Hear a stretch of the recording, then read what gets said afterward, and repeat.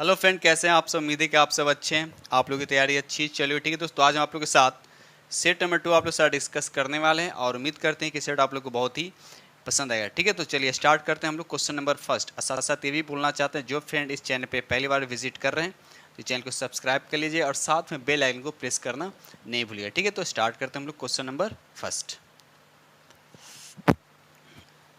चलिए क्वेश्चन में यहाँ पर फर्स्ट कहता है, सिंधु घाटी सभ्यता के किस स्थल से विशाल स्नानगार अवशेष मिले हैं। तो याद है इसका राइट आंसर आपका सी हो, यानी मोहनजोदड़ो से। याद रखिए कहाँ से मिला है, तो मोहनजोदड़ो से।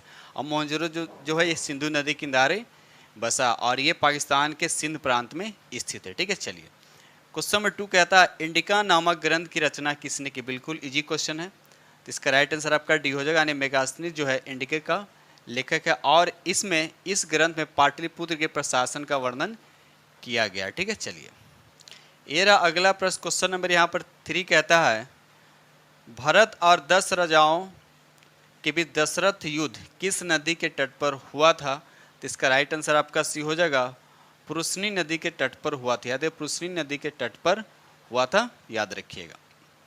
क्वेश्चन नंबर 4 कहता है, 563 ईस्वी पूर्व गौतम बुद्ध का जन्म आपसे पूछा जा रहा है कि कहाँ हुआ था। इसका राइट आंसर आपका बी हो जाएगा, लुबनी में हुआ था। अब लुबनी कहाँ पर था, तो याद रखिए नेपाल के तराई में स्थित एक कपिल वस्तु है और उसी कपिल वस्तु में एक गांव का नाम इसको लुबनी कहा जाता है। ठीक है, और ये शाक्य क्षत्रिय कुल के हैं। ठीक है, शाक्य क्षत्रिय कुल के हैं और 563 ईस्वी पूर्व इनका जन्म हुआ, याद रखिएगा। ठीक है, चलिए ये रहा अगला प्रश्न। क्वेश्चन नंबर यहाँ पर 5 कहता है, विक्रम संवत्कारम माना जाता है। तो विक्रम संवत्कारम माना जाता है, इसका राइट आंसर आपको बताना है, क्या हो जाएगा।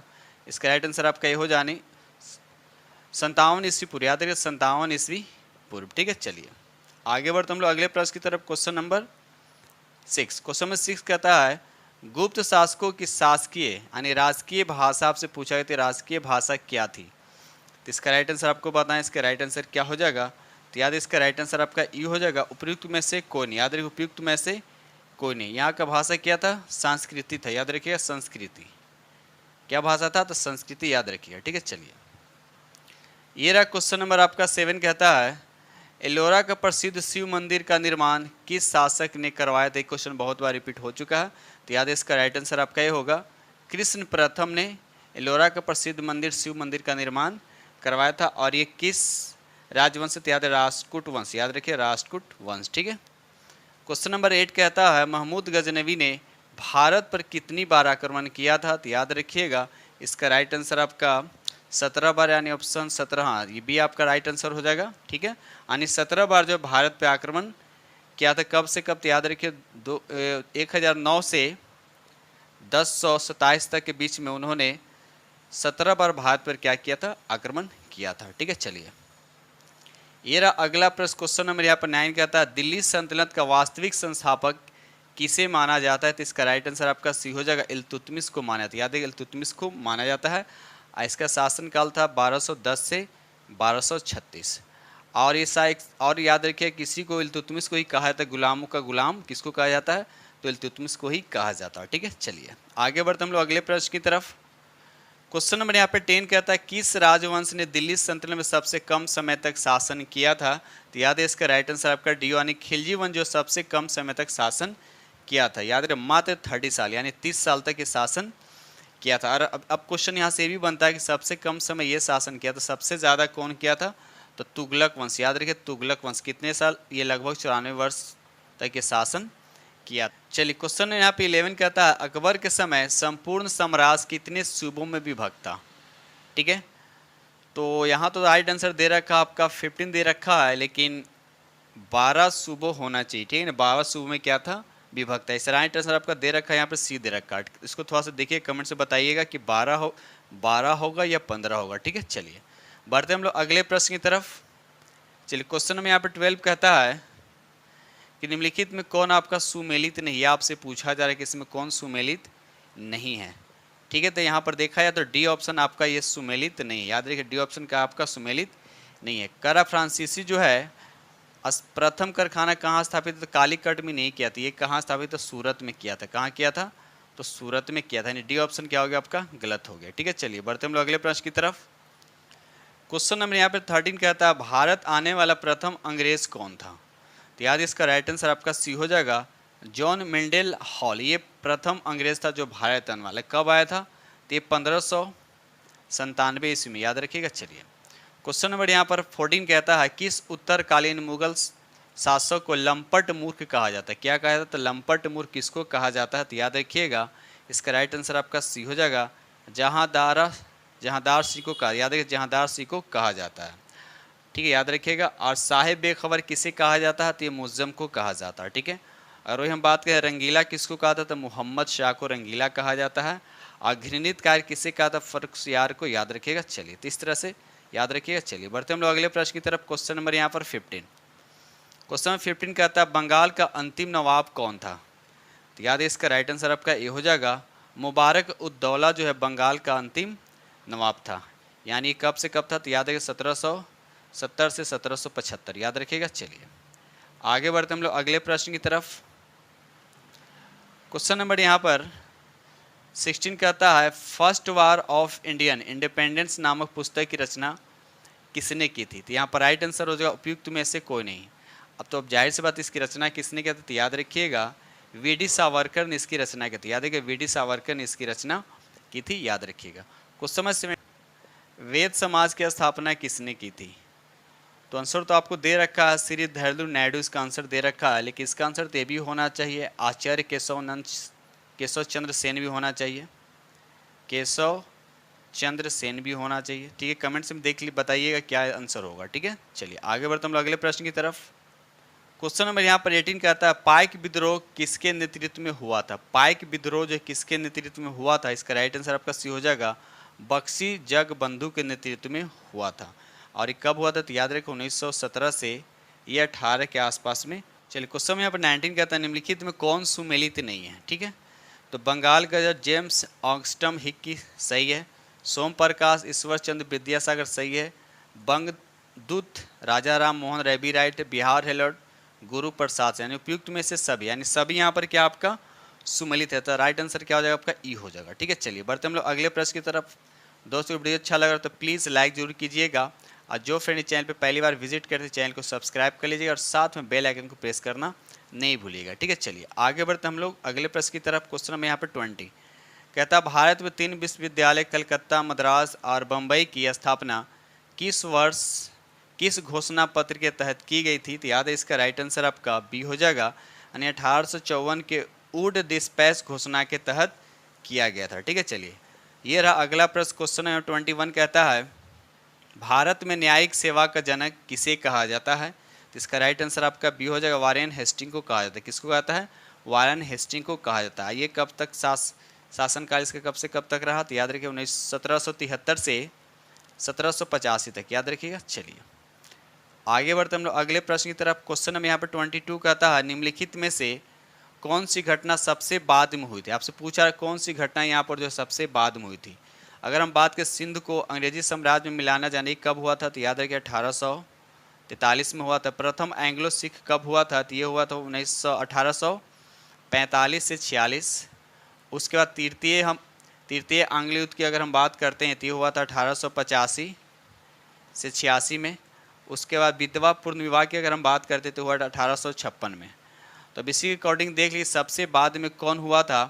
तो आपको राइट आंसर बन रहा है सी। देखिए सबसे बाद में 1885 से 86। ठीक है, तो राइट आंसर आपका क्या हो जाएगा? सी हो जाएगा। ठीक है, चलिए ये रहा क्वेश्चन नंबर आपका 23 कहता है पुणे सार्वजनिक सभा के संस्थापक कौन थे? तो याद है इसका राइट आंसर आपका ये हो जाएगा उपयुक्त में से एक से अधिक। उपयुक्त में से एक से अधिक, इसमें कौन कौन थे? तो सबसे पहले क्या स्थापना कब हुआ था? यानी 2 अप्रैल 1870 में। एम.जी. रनाडे ये भी थे। उसके बाद जी.वी. जोशी, उसके बाद हो जाएंगे एस.एच. चिपलूनर। ठीक है, तो इस तरह से तीनों यहाँ पर थे। तो राइट आंसर क्या हो जाएगा? उपयुक्त में से एक से अधिक हो जाएगा। ठीक है, चलिए क्वेश्चन नंबर 24 की तरफ आते हैं। कहता है भारतीय राष्ट्रीय कांग्रेस के प्रथम अंग्रेज अध्यक्ष कौन थे? तो इसका राइट आंसर आपका बी होगा जॉर्ज यूल। याद रखिए जॉर्ज यूल। ठीक है, और ये चौथे अधिवेशन में, याद रखिएगा चौथे अधिवेशन में कब हुआ था? 1885 में, सॉरी 1888 में, याद रखिएगा। ठीक है, ये रहा अगला प्रश्न। क्वेश्चन नंबर यहाँ पे 25 कहता है निम्नलिखित में से किस तिथि को बंगाल विभाजन की घोषणा की गई थी, तो इसका राइट आंसर आपका सी हो जाएगा 20 जुलाई 1905 को। याद रखिए 20 जुलाई 1905 को। ठीक है, चलिए ये रहा अगला प्रश्न। क्वेश्चन नंबर 26 कहता है लंदन में कर्जन वायली की हत्या किसने की थी? तो इसका राइट आंसर आपका बी हो जाएगा मदन लाल धिंगरा। याद है कि मदन लाल धिंगरा। ठीक है, चलिए आगे बढ़ते हैं अगले प्रश्न की तरफ।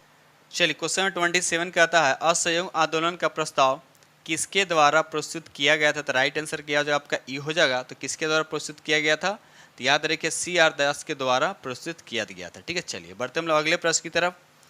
क्वेश्चन नंबर 28 कहता है गांधी जी की दांडी मार्च की तुलना नेपोलियन के पेरिस मार्च एवं मुसोलिनी के रोम मार्च से किसने की थी? तो इसका राइट आंसर आपको बताना है कि इसका राइट आंसर क्या होगा। तो याद इसका राइट आंसर आपका ई हो जाएगा उपयुक्त में से कोई नहीं। याद है उपयुक्त में से कोई नहीं। तो अब सवाल की किसने की थी? तो याद है सुभाष चंद्र बोस। याद रखिएगा सुभाष चंद्र बोस ने की थी। ठीक है, चलिए बढ़ते हम लोग अगले प्रश्न की तरफ। चलिए क्वेश्चन 29 कहता है 1937 के चुनाव में कांग्रेस द्वारा बहुमत प्राप्त प्रांतों की संख्या कितनी थी? तो याद रखिए इसका राइट आंसर आपका सी हो यानी 5। याद रखिए 5। ठीक है, चलिए आगे बढ़ते हम अगले प्रश्न की तरफ। क्वेश्चन नंबर 30 समाचार पत्रों का मुक्तिदाता किसे कहा जाता है? तो इसका राइट आंसर आपका डी हो जाएगा चार्ल्स मैककॉफ को कहा जाता है। चार्ल्स मैककॉफ को कहा जाता है। याद रखिएगा। बढ़ते हम लोग अगले प्रश्न की तरफ। ये नंबर 31 कहता है भारत छोड़ो आंदोलन 1942 के दौरान उनमें से किसने भूमिगत रेडियो का संचालन किया था? तो राइट आंसर क्या हो जाए उपयुक्त में से एक से अधिक। तो इसमें कौन कौन थे? तो याद रखिए उषा मेहता, राम मनोहर लोहिया और अरुणा आसफ अली, यानी तीनों थे। तो राइट आंसर क्या हो जाएगा आपका ई हो जाएगा। चलिए रहा क्वेश्चन आपका 32 कहता है गांधी इरविन समझौता किस वर्ष हुआ था? तो इसका राइट आंसर आपका बी हो जाएगा 1931 में। याद रखिए 1931 में हुआ था। क्वेश्चन नंबर यहाँ पर 33 कहता है निम्नलिखित में किस ग्रह के दिन का मान और अक्ष की झुकी हुई पृथ्वी के समान है? इसका राइट आंसर आपका ए हो यानी मंगल ग्रह। याद रखिएगा मंगल ग्रह। ठीक है, चलिए ये रहा क्वेश्चन नंबर आपका 34 कहता है कि उष्णकटिबंधीय मरुस्थल क्षेत्र, देखिए मरुस्थल क्षेत्रों में उगने वाले वनस्पति को किस नाम से जाना जाता है? इसका राइट आंसर आपका बी हो जाए जीरोफाइट। याद रखिएगा जीरोफाइट। अब यहाँ लिखा है ट्रोपोफाइट। तो ट्रोपोफाइट क्या होता है? उष्णकटिबंधीय जलवायु वाली घास और वनस्पति को बोलते हैं ट्रोपोफाइट बोलते हैं। हेलोफाइट क्या होता है? तो ये नमकीन क्षेत्रों में पाए जाने वाले वनस्पति को बोलते हैं हेलोफाइट।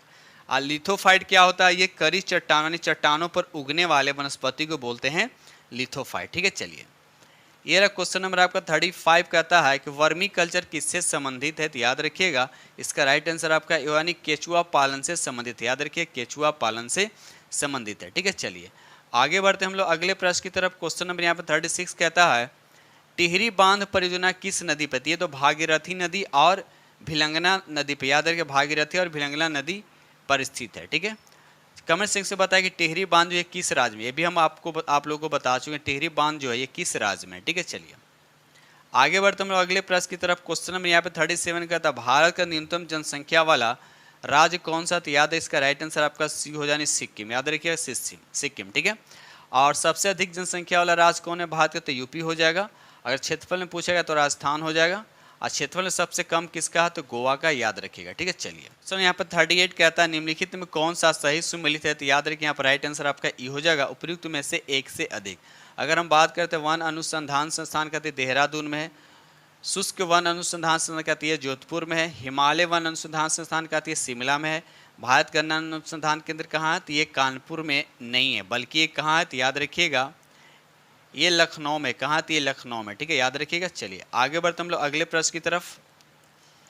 ये रहा क्वेश्चन आपका 39 कहता है घरेलू हिंसा से महिला संरक्षण अधिनियम निम्नलिखित में से किस वर्ष पारित किया गया था? इसका राइट आंसर आपका हो जाएगा 2005 में। याद रखिए 2005 में। ठीक है, क्वेश्चन नंबर यहाँ पर 40 कहता है विश्व के पहले नैनो यूरिया संयंत्र को किस राज्य में स्थापित किया गया था? इसका राइट आंसर आपका बी हो जाएगा गुजरात में स्थापित किया गया था। ठीक है, चलिए ये रहा अगला प्रश्न। क्वेश्चन नंबर यहाँ पर 41 कहता है BBC Indian sport women of the year 2022 पुरस्कार किसने जीता है? तो इसका राइट आंसर आपका सी हो जाएगा मीराबाई चानू। मीराबाई चानू। कमेंट सेक्शन से बताइए मीराबाई चानू जो है ये किस राज्य के रहने वाली हैं, किस राज्य से बिलोंग करती हैं? ठीक है, चलिए क्वेश्चन नंबर यहाँ पर 42 कहता है राष्ट्रपति द्रौपदी मुर्मू द्वारा 7वें अंतर्राष्ट्रीय धम्म सम्मेलन का उद्घाटन कहाँ पर किया गया? तो याद इसका राइट आंसर आपका बी हो जाएगा यानी भोपाल में किया गया। कहाँ किया गया? तो भोपाल में किया गया। ठीक है, चलिए ये रहा अगला प्रश्न। क्वेश्चन नंबर यहाँ पर 43 कहता है हाल ही में भारत के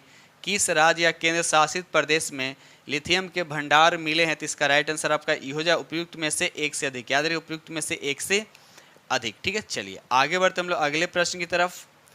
ये रहा क्वेश्चन नंबर आपका 44 कहता है बजट 2023-24 में केंद्र सरकार ने कितने रुपयों के खर्च का लक्ष्य रखा? तो इसका राइट आंसर आपका ये हो जाएगा 45.03 लाख करोड़। याद रखिएगा। चलिए ये रहा अगला प्रश्न। क्वेश्चन नंबर यहाँ पर 45 कहता है कि हाल ही में हुए राज्यपाल की नियुक्तियों के संबंध में कौन सा सही सुमेलित है? आपसे पूछा जा रहा है कौन सा यहाँ पर सही सुमेलित है। तो याद है इसका राइट आंसर आपका बी हो जाएगा शिव प्रताप शुक्ल। ये हिमाचल प्रदेश के क्या है? राज्यपाल है। ठीक है, बाकी अगर हम फागू चौहान की बात करें तो फागू चौहान जो है सिक्किम का नहीं बल्कि ये मेघालय के, कहाँ के हैं? मेघालय के। अगर वही हम बात करते हैं राजेंद्र विश्वनाथ अलंकर को तो ये कहाँ के हैं? तो ये बिहार के भी कहाँ के हैं? बिहार के। याद रखिएगा। अगर वही बात करते हैं सीपी राधाकृष्णन, सीपी राधा ये झारखंड के। याद रखिए कहाँ के हैं? तो झारखंड के। ठीक है, चलिए बढ़ते हम लोग अगले प्रश्न की तरफ। क्वेश्चन नंबर यहाँ पर 46 कहता द ब्लू बुक और राइटर्स जर्नल पुस्तक किनके द्वारा लिखी गई? तो याद है इसका राइट आंसर आपका ये हो जाएगा अमिताभ कुमार के द्वारा लिखी गई है। क्वेश्चन नंबर 47 कहता फरवरी 2023 में 12वां विश्व हिंदी सम्मेलन का आयोजन कहाँ किया गया था? तो याद रखिए इसका राइट आंसर आपका सी हो जानी फिजी में। कहाँ किया गया था? तो फिजी में किया गया था। ठीक है, चलिए ये रहा क्वेश्चन नंबर आपका 48। क्वेश्चन नंबर 48 कहता है किस देश के राष्ट्रपति अब्देल फतह अल सीसी भारत के 74वें गणतंत्र दिवस पर मुख्य अतिथि थे? तो बताना है कि किस देश के राष्ट्रपति थे। तो याद रखिए इसका राइट आंसर आपका डी हो यानी मिस्र के। कहाँ के? मिस्र के। कमेंट से बताए कि मिस्र जो है किस महादेश में पड़ता है। क्वेश्चन नंबर 49 कहता है ग्लोबल इनोवेशन इंडेक्स 2022 के आधार पर नवाचार के मामले में भारत का कौन सा स्थान है? तो इसका राइट आंसर आपका ये हो जाएगा यानी 40वां स्थान है। चलिए बढ़ते हम लोग अगले प्रश्न की तरफ। ये रहा क्वेश्चन नंबर आपका 50। क्वेश्चन 50 कहता है दुनिया का पहला नेजल कोविड वैक्सीन किस कंपनी ने विकसित किया है? तो इसका राइट आंसर आपका सी हो जाए भारत बायोटेक। याद रखिए भारत बायोटेक ने। ठीक है, ये रहा अगला प्रश्न। क्वेश्चन नंबर यहाँ पर 51 कहता है कोशिका में राइबोसोम की अनुपस्थिति में कौन सा कार्य संपादित नहीं होता है? तो याद रखिए इसका राइट आंसर आपका बी हो जाएगा प्रोटीन का संश्लेषण नहीं होता। याद रखिए प्रोटीन का संश्लेषण नहीं होता। ठीक है, चलिए रहा अगला प्रश्न। क्वेश्चन नंबर यहाँ पर 52 कहता है कि ऐसे रोग जो बहुत समय तक बने रहते हैं उन रोगों को कहा जाता है? तो इसका सही आंसर हो जाएगा आपका सी हो जाएगा चिरकालीन। उसको क्या बोलते हैं हम लोग? चिरकालीन रोग कहते हैं। क्वेश्चन नंबर 53 कहता है इनमें कौन प्रकाश संश्लेषी अंगक है? प्रकाश संश्लेषी अंगक है ये बताना है। इसका सही आंसर हो जाएगा आपका सी हो जाएगा हरित लव यानी क्लोरोफिल से रिलेटेड यहाँ पर बात हो रहा है। ठीक है, तो राइट आंसर पर क्या हो जाएगा? सी हो जाएगा। ये रहा क्वेश्चन नंबर आपका 54 कहता है निम्नलिखित में सामान्य तक किसका उपयोग पादप कोशिका द्वारा ऊर्जा उत्पादन के लिए किया जाता है? तो इसका राइट आंसर आपका ये हो यानी कार्बोहाइड्रेट को। याद रखिए कार्बोहाइड्रेट को। बढ़ते हम लोग अगले प्रश्न की तरफ। क्वेश्चन नंबर 55 कहता है कि फ्लोएम में खाद्य पदार्थों का परिवहन पौधों के किस दिशा में होता है? तो इसका राइट आंसर आपका सी हो जाएगा ऊपर से नीचे। याद रखिए ऊपर से नीचे होता है। ठीक है, फ्लोएम की बात करा। एक होता है जाइलम, जाइलम का काम है नीचे से ऊपर। जाइलम का खनिज लवण को ये पत्ती में पहुंचाता है और फ्लोएम का काम है कि जब पत्ती में जो खाना बन जाता है उसके पेड़ के सभी भागों में पहुंचाने का काम होता है। ठीक है, चलिए अगला प्रश्न। क्वेश्चन नंबर 56 कहता है पादप अपशिष्ट संचित रहते हैं तो आपको बताने कहाँ पर? तो इसका राइट आंसर आपका ई हो जाएगा उपयुक्त में से एक से अधिक। और कहाँ कहाँ संचित रहते हैं? तो याद रखिए फलों में, छालों में, पत्तियों में, सभी जगह उपस्थित यानी संचित रहते हैं। याद रखिएगा। ठीक है, क्वेश्चन चलिए क्वेश्चन यहाँ पर 57 कहता है बीज रहित पौधे के उत्पादन में सहायक होते हैं तो कौन कौन से होते हैं?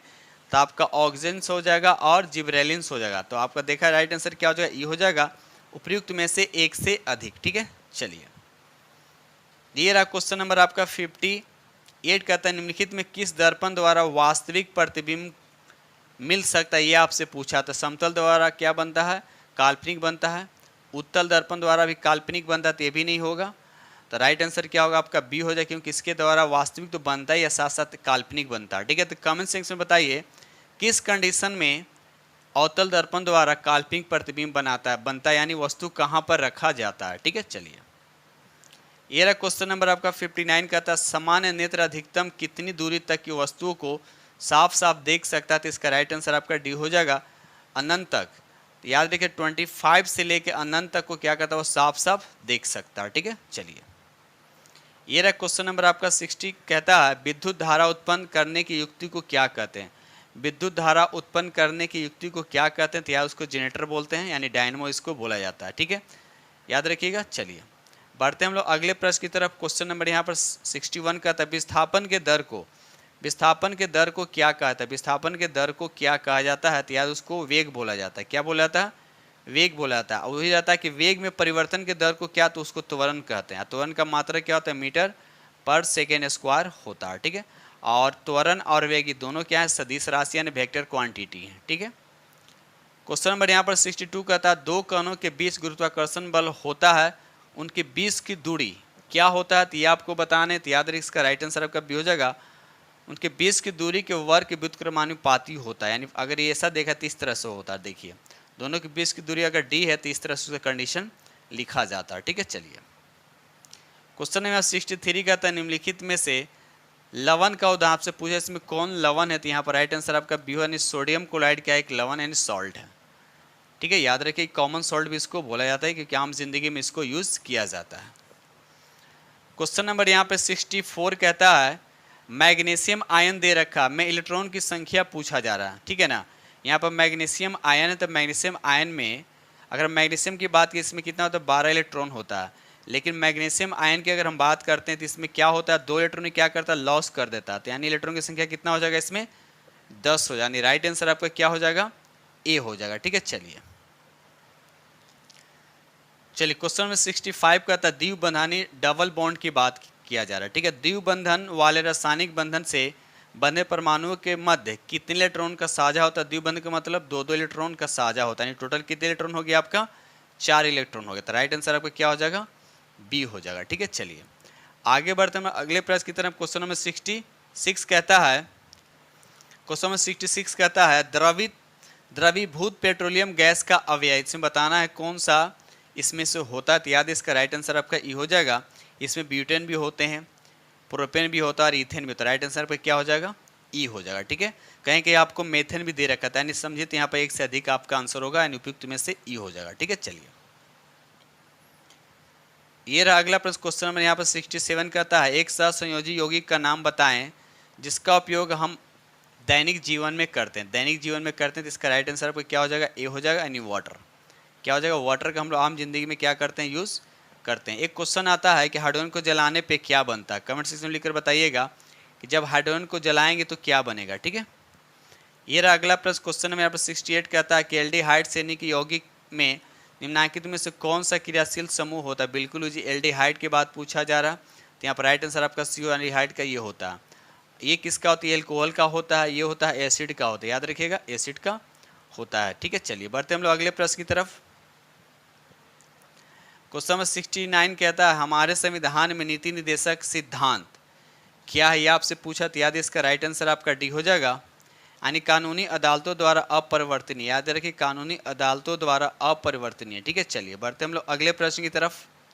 क्वेश्चन नंबर 70 कहता है किस संविधान संशोधन के तहत राष्ट्रपति के निर्वाचन मंडल में केंद्र शासित प्रदेश दिल्ली तथा पुडुचेरी के निर्वाचित सदस्यों को भी शामिल किया गया? तो इसका राइट आंसर आपका सी होगा, यानी 17वां संविधान संशोधन। याद रखिए 17वां संविधान संशोधन ये कब हुआ था? तो याद रखिए 1992 में। याद रखिए 1992 में। ठीक है, चलिए आगे बढ़ते हम लोग अगले प्रश्न की तरफ। क्वेश्चन नंबर 71 कहता है सरकार की मंत्रिमंडल प्रणाली की सबसे महत्वपूर्ण विशेषता क्या है? इसका राइट आंसर आपका बी यानी सामूहिक उत्तरदायित्व। याद रखिए सामूहिक उत्तरदायित्व। ठीक है, चलिए ये रहा अगला प्रश्न। क्वेश्चन नंबर यहाँ पर 72 कहता है केंद्रीय सरकार का उच्चतम सिविल अधिकारी कौन है? तो इसका राइट आंसर आपका बी हो, यानी मंत्रिमंडल सचिव। याद रखिएगा मंत्रिमंडल सचिव। ठीक है, क्वेश्चन यहाँ पर 73 कहता है कौन सा स्थानीय सरकार का मामला नहीं है? तो इसका राइट आंसर आपका सी हो जाएगा, कानून व्यवस्था। याद रखिए कानून व्यवस्था। ठीक है,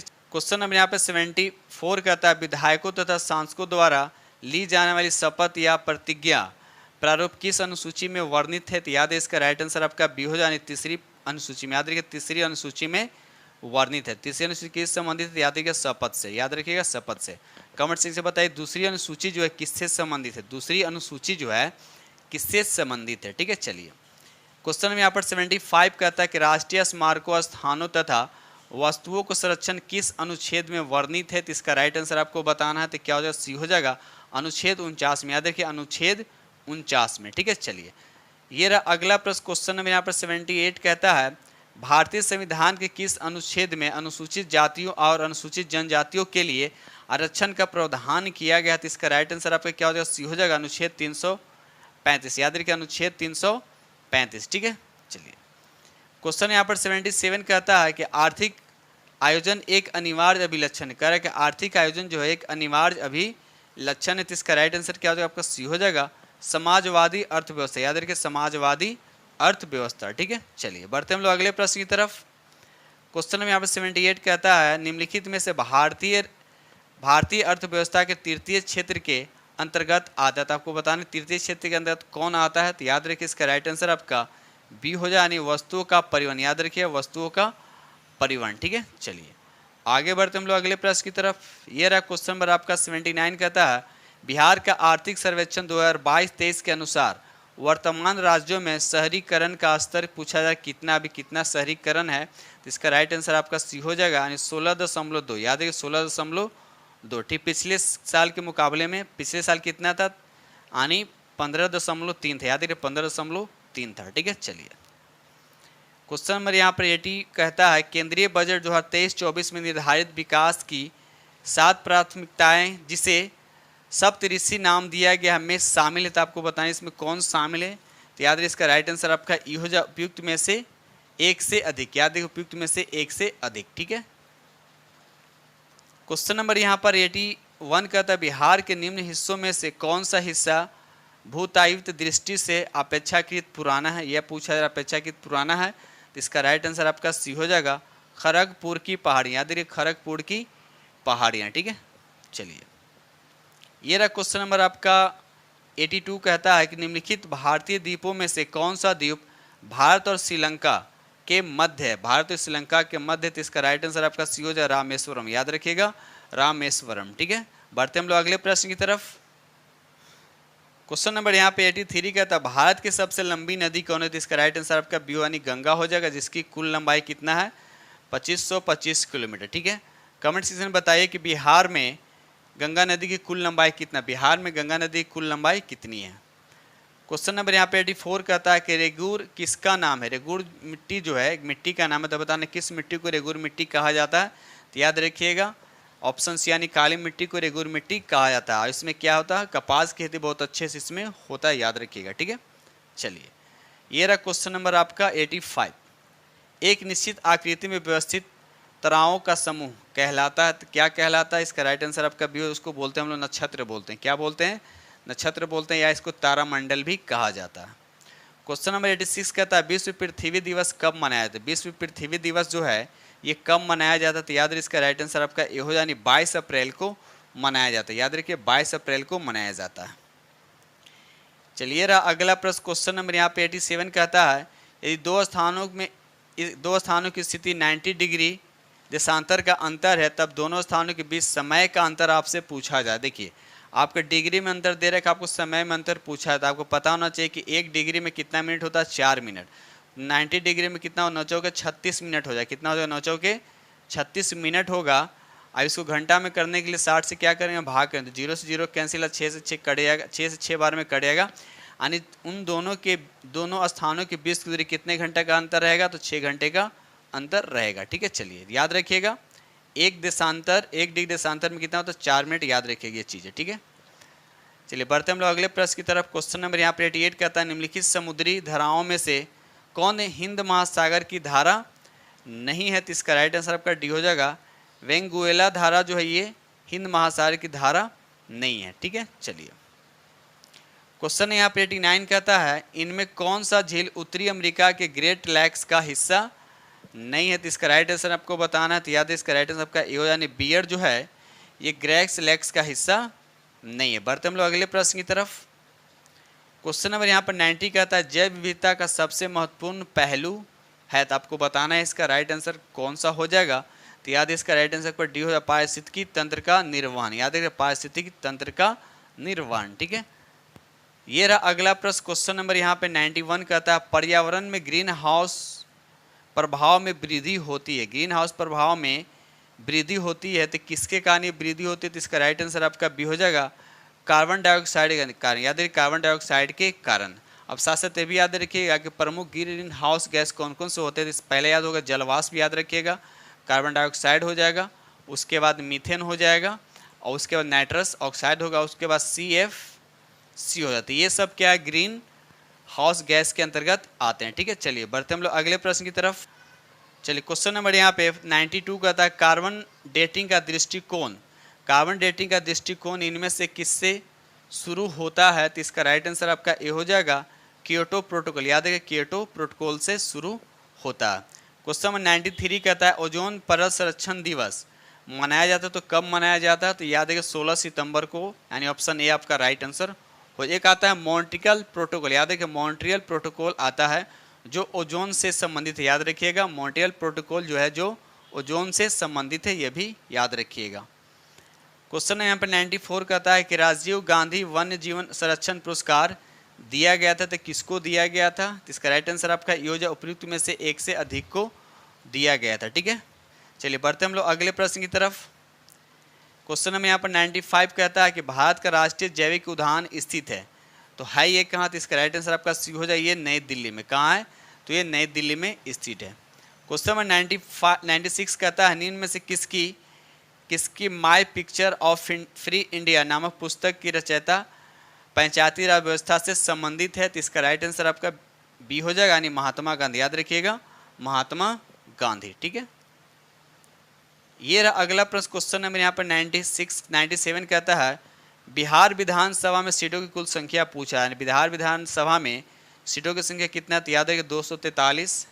अगर वही पूछेगा बिहार विधान परिषद का पूछेगा तो 75 हो जाएगा, और बिहार में राज्य लोकसभा का पूछेगा तो 16 हो जाएगा, और लोकसभा का पूछेगा तो आपको 40 हो जाएगा। तो याद रखिए ये हो गया आपके विधानसभा का, ये हो गया विधान परिषद का, ये हो गया राज्यसभा का, ये हो गया आपका 40 लोकसभा का। तो ये सब सीटें जो है बिहार में हैं जो याद रखने हैं। ठीक है, चलिए रहा क्वेश्चन नंबर आपका 98 कहता है निम्नलिखित में कौन पर्यावरण संतुलन के संरक्षण से संबंधित है? यह आपसे पूछा जा रहा है। तो याद रखिए इसका राइट आंसर आपका डी हो जाएगा, उपयुक्त में से सभी, यानी वन नीति, पर्यावरण सुरक्षा अधिनियम 1986, औद्योगिक नीति और शिक्षा नीति, सभी का सभी हो जाएगा। तो उपयुक्त में से आपका राइट आंसर डी हो जाएगा। ये रहा क्वेश्चन नंबर आपका 99 कहता है निम्नलिखित में से कौन कृत्रिम पारिस्थितिकी तंत्र, कृत्रिम में मतलब आर्टिफिशियल की बात किया जा रहा है। तो वन देखिए कृत्रिम नहीं है, झील भी कृत्रिम नहीं है, घास का मैदान भी कृत्रिम नहीं है, तो लेकिन धान की खेती जो है ये इंसान के द्वारा किया जाता है, इसलिए राइट आंसर आपका क्या हो जाएगा? ए हो जाएगा। ठीक है, क्वेश्चन नंबर 100 कहता है पारिस्थितिकी अस्थायी मितव्ययिता है, यह किस आंदोलन का नारा है? ये किस आंदोलन का नारा है? तो याद रखिएगा इसका राइट आंसर आपका सी हो, यानी चिपको आंदोलन का नारा। याद रखिए चिपको आंदोलन का ये नारा। ठीक है, तो इस तरह से हमने आप लोग के साथ 100 MCQ डिस्कस किया हूं, और उम्मीद करता हूं कि सेट आप लोग को बहुत ही पसंद आएगा। अगर पसंद है तो प्लीज़ लाइक जरूर कीजिएगा, और जो फ्रेंड इस चैनल पे पहली बार अगर विजिट कर रहे हैं तो इस चैनल को सब्सक्राइब जरूर करें। ठीक है दोस्तों, इसी के साथ हम वीडियो करते हैं समाप्त, और मिलते हैं आप लोग से नेक्स्ट वीडियो में। तब तक के लिए थैंक यू।